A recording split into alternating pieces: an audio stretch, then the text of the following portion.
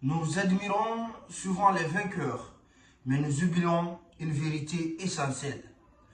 Derrière chaque grande victoire se cache une histoire de chute, d'échec et de persévérance. Alors, faut-il savoir perdre pour savoir gagner? Honorable membre du jury, ma réponse est oui, car la défaite n'est pas une fin. C'est une leçon qui nous prépare à la réussite. D'abord, savoir perdre permet d'apprendre de ses erreurs. L'échec nous oblige à réfléchir, à comprendre, à corriger nos faiblesses et à devenir meilleurs.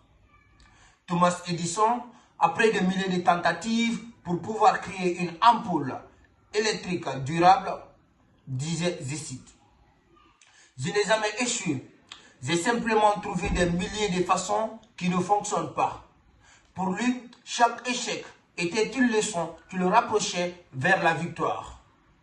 Ensuite, la défaite forge le caractère et développe la persévérance.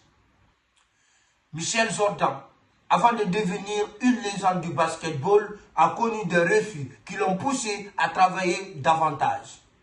De même, Nelson Mandela, après 27 ans de détention, après 27 ans en prison, est devenu un véritable symbole de lutte, de courage et de persévérance. Disait ici, je ne perds jamais, soit je gagne, soit j'apprends. Il a résumé cette célèbre affirmation à travers cette déclaration que le courage n'est pas l'absence de peur, mais la capacité de vaincre ce qui fait peur.